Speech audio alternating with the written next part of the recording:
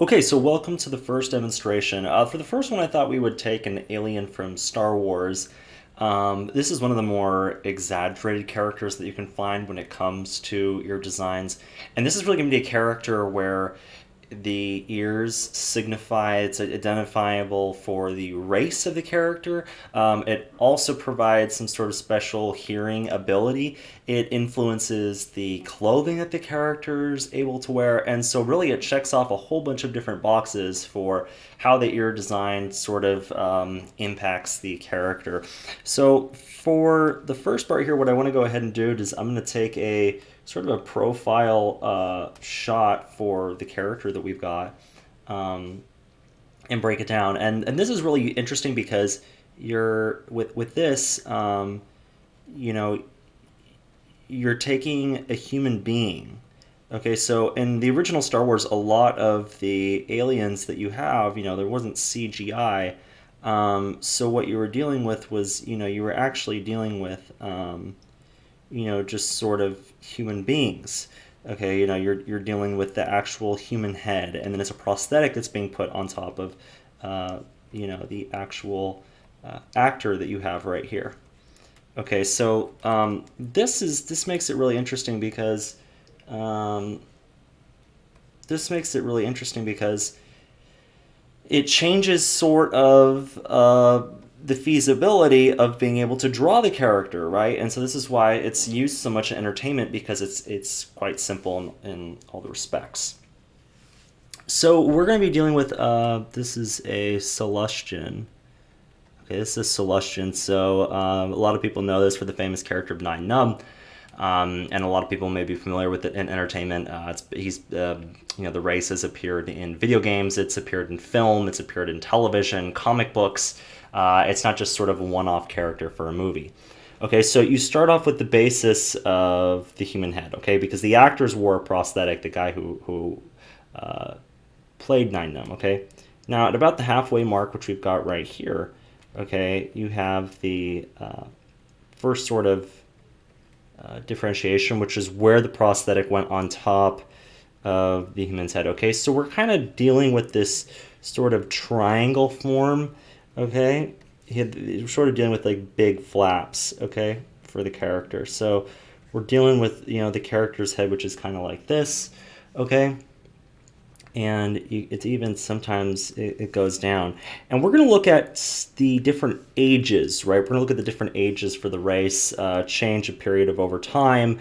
It's going to be about being able to look at, how the race changes through the years with age, right? And so that's really important, is to look at not only, if you have a one-off character, it could be something where it's, okay, well, we designed this character for the film, and then the character was never seen again. Okay, but Sullustians are a great example if you want to look at ear design, how it influences a race of characters within media, because for Sullustians they've appeared so many times and they have different changes within their character's design as the characters age.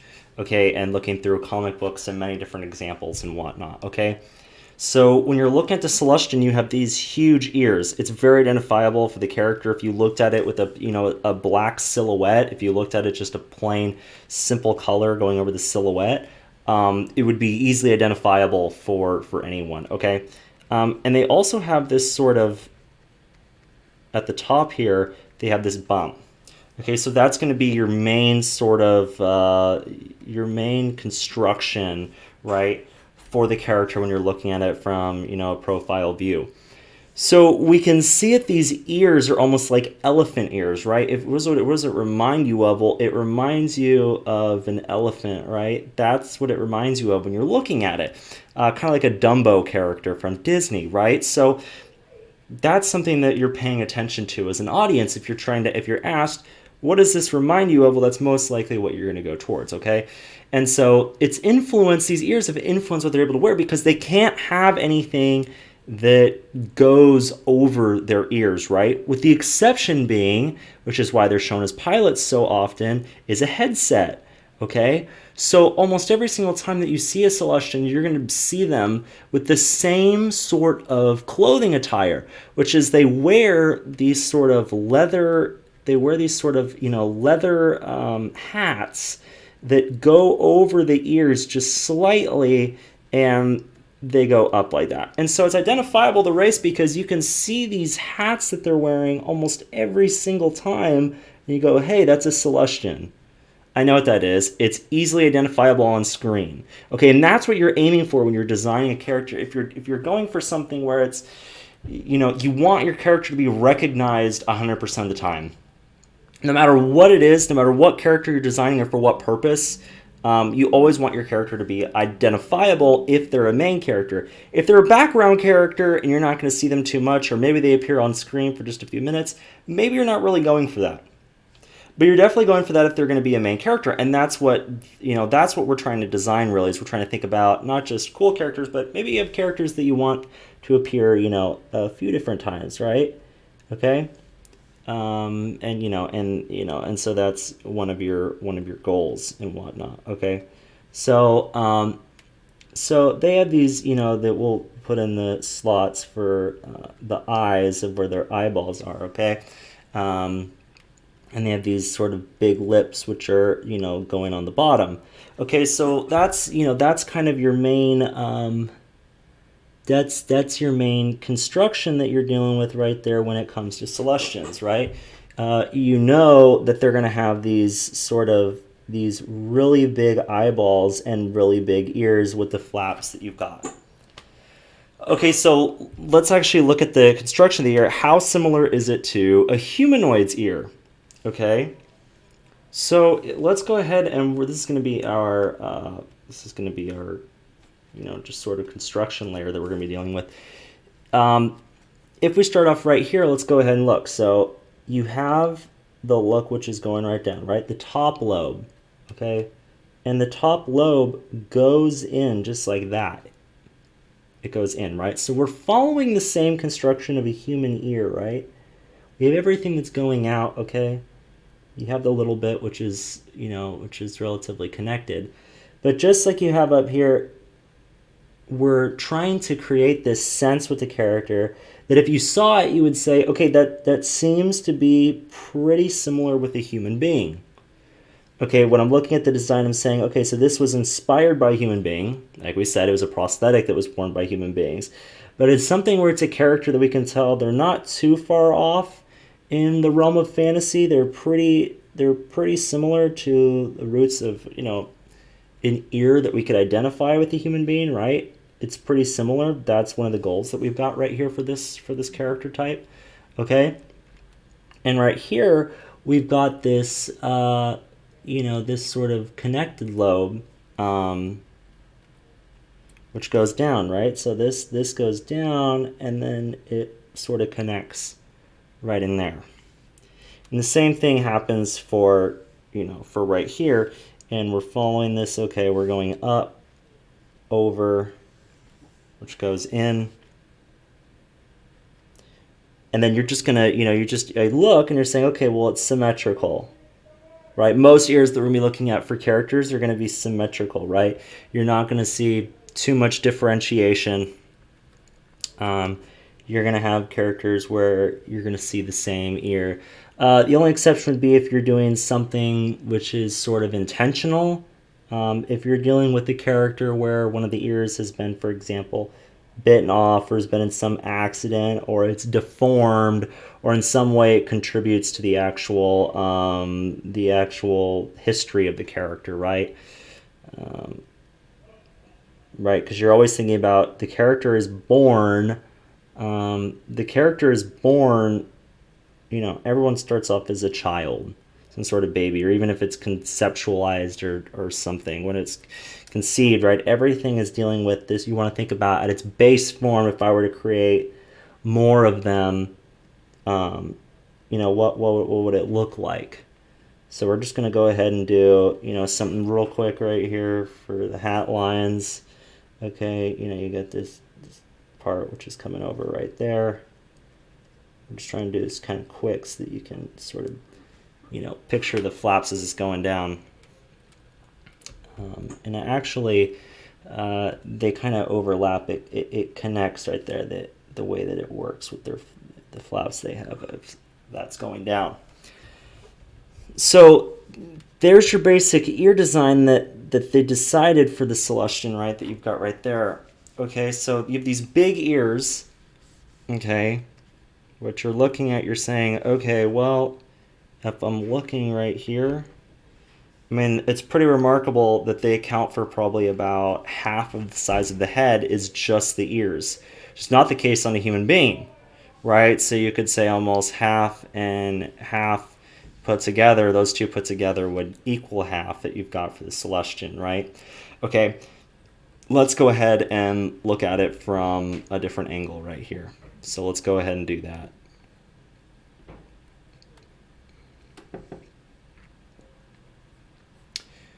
Okay, so let's go ahead and see what we got right here. Okay, another angle that we've got, it was pretty cool. One of the dioramas that we got from the original 2015 Battlefront, we were able to see that we got another color, or sorry, we got another angle, and this angle allowed us to,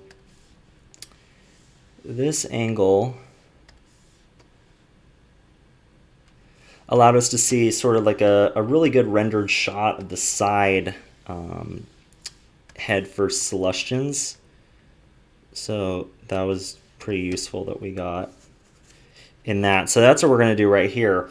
And so you can see right here, okay, so we're looking to go, okay, the original part that we've got, we can sort of do this, you know, sort of your little look. If we're thinking about the human skull, okay, and it came, you know, they had him looking down. It came down. Okay. And the way you can think about it is, you know, you've got your human skull, which is, you know, underneath, right? Which is going, you know, back a bit. Okay, if we're going back. But with Sullustians, as we know, okay, everything is connected to, right? You've got the flaps. So you go to about a third of the way up the head or so, right? And you got the flaps, which are going down. Okay, just going up, and the other one which goes slightly below. Why a lot of people call them pancake face for this race is because that's how you're able to identify it. Okay, so we're looking at the ears, right? So, okay, we're going to pull these back, and so we're saying, okay, well, how far do they go, right? How far back do they go? Well, the ears of the Sullustian are, you've got to think about, you know, this portion that we've got, right? What we're dealing with the prosthetic is on top of a humanoid face, so it's pushed out quite a ways, right? So it's not exactly lined up. So whatever it is that we do with the prosthetic, we got to remember that the human's face is behind that if we're thinking about designing it with the skull. So if we're looking at that, we'd say, okay, we're pushing everything out. So this is, you know, where the ear is right here is where it's generally going to lay. Okay, and we've got it, which is, you know, we're looking up top. You've got this angular view. Of course, the flaps are going to be below it, right? Same with this character that we've got right here. Okay. Coming down right here. And the eyes are pretty far up, right? You think about it, just as with human beings, when you're designing this ear, you got to remember that we're following a relatively similar anatomy of a human being. So our eyeballs for a character, right? The eyeballs for the character are going to equate to the same max height that the ears are going to be.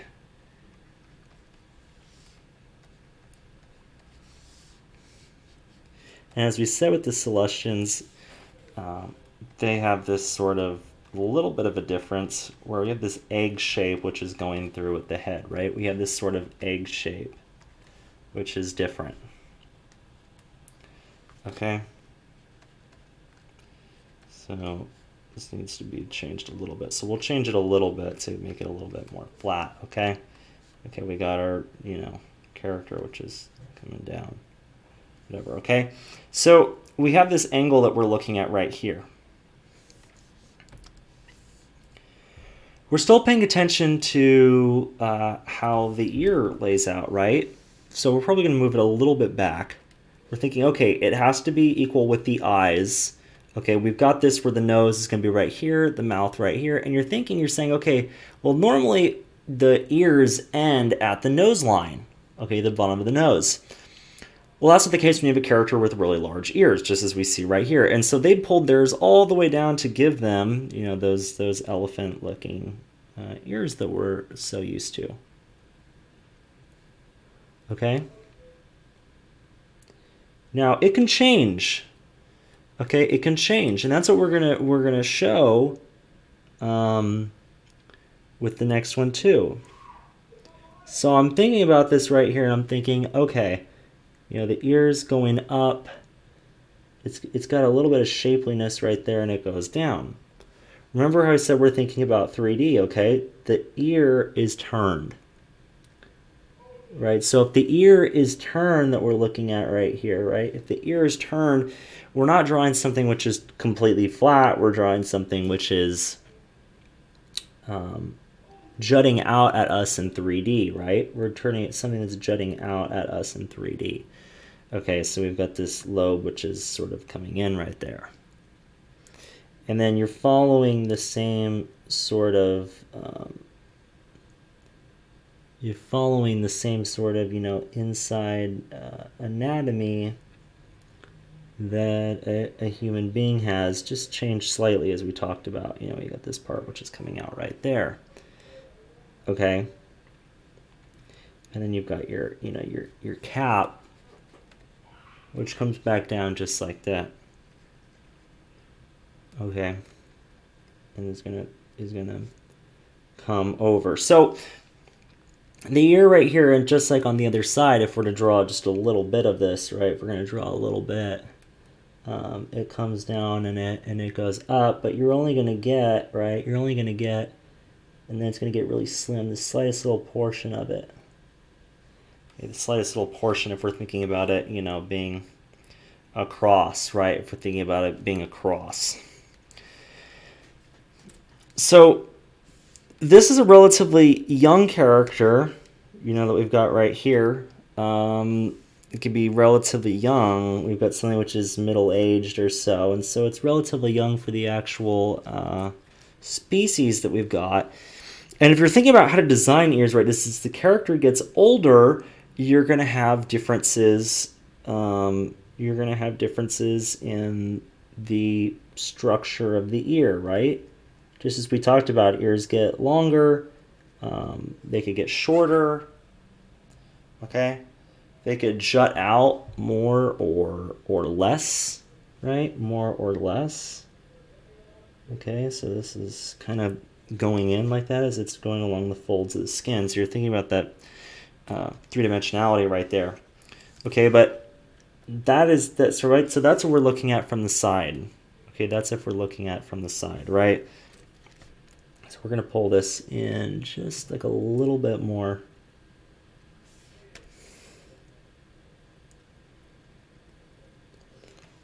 Okay, as it's coming out, because it's going down, right? So you have that, which is like right there. So we'll move on to the next angle that we've got right here. And so what I want to do is I want to pull out a different age for the character, and maybe a completely different example that we can look at of how the character changes potentially, depending on you know, the different subcategories of the species. So one look that you can get, let's go ahead and or we can even, we can pull this down here. We'll just pull this out of the way so that we're not focusing on that. Okay, one look that you can get if you're looking at it at the species and we're thinking about, you know, just designing it. is what happens when the character ages, or how far of a differentiation can you get between the species, with different members of the species, right? So when we look at the expanded universe um, of Star Wars, there's different types of Sullustians when it comes to their facial design, but we're sharing, the same general features, the same sort of rules. And so if I'm thinking about how I'm going to design, let's say, for example, you've been tasked with designing a new Sullustian. A great way to deal with the exercise is take a species that you love and then ask yourself, okay, now if I've been tasked with designing this, how is that going to work? How would I go about doing that, right? So you can share this general look that we've got. Thinking about the prosthetic, how was it designed, and then what you're going to do is you're going to move from that general look of that prosthetic, right? You're going to go from that general look, and you're going to design something new for the character. You're going to change things up a little bit, right? Because you have the freedom to be, being able to do that. In your task, design that for yourself, right? So we're looking at this character we've got right here, okay? And the flaps, right, if you're looking at, okay, how do we change this? Well, the one thing, the flaps don't have to be out as far if you don't want them to. Or we could do it something where it's almost, you're looking at that, you're saying, hey, that looks similar to Darth Vader, right? Okay, well, why are we thinking about that if we're looking at how the flaps are designed, if we're looking at a silhouette? Well, this one that we're looking at was a Sith, okay? So this type of Sullustian was a Sith, okay? And how did that impact the ears? So we have this basic look of the Sullustian. Well, in this one, what they decided to do was they said, okay, well, the main look of the Sullustian is going to still have this general head shape that we're looking at right here, right? It's going to, have the top where it's kind of bumpy like that, same sort of look, and it's going to have big ears. However, the ears are going to come down to like only here. It's not going to come like all the way down. All right, so they're going to go out, they're going to be kind of big, but they're going to come down right here. Okay. So if you're looking at that from a silhouette, you still understand that's a Sullustian. You can still tell that general outline. If we're looking at the comparison of the two of them, we can still tell that's a Sullustian. Can we not? But we know that the ears are not as large. Say, for example, they're not the same as another Sullustian, right? They're not as big. And so we can have these differentiations in them, but we can still be able to tell, that's the key, we can still tell that it is the same race, right? It's the same species that we're looking at, okay? And so if we go ahead and just draw that in a little bit more, if we go right here, right, we're looking at this, we're going, okay, so ears going to be slightly different. We're thinking, let's even make it a little bit perkier. So let's go ahead and even make it so that the ear at the top, let's even make it so that the ear at the top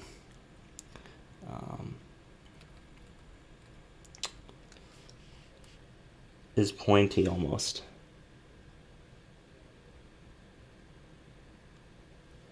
Okay. So we're still going to follow this, basic look. I'm even going to have this come down.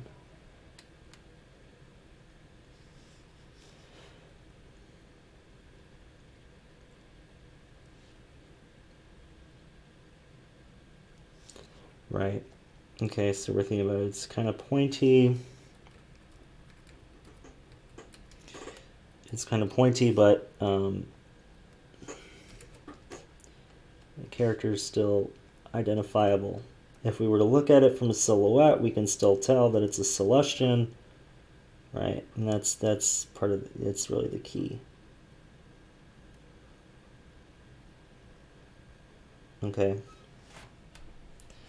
Right, and so we can still tell that, right? If it's cut off, we can still tell that. Okay, and so that's how you can exaggerate with things.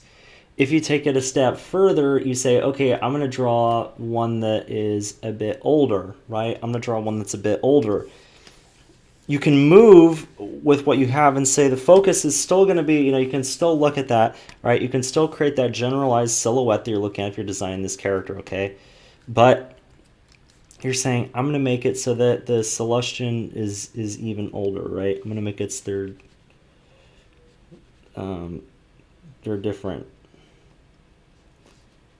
But everyone's still going to know that what I'm drawing is, right, like the same thing, the same species. Right, we're talking about, goals. The goal is it's identifiable. And so you could even pull it back, right? You could pull the ear all the way back here, right? And you could say, okay, the ear is going to go way far out, and it's going to come in, okay, just like that.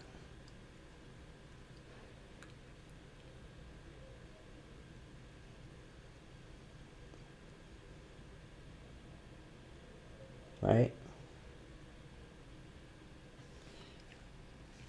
And so the ear is going to be, like so.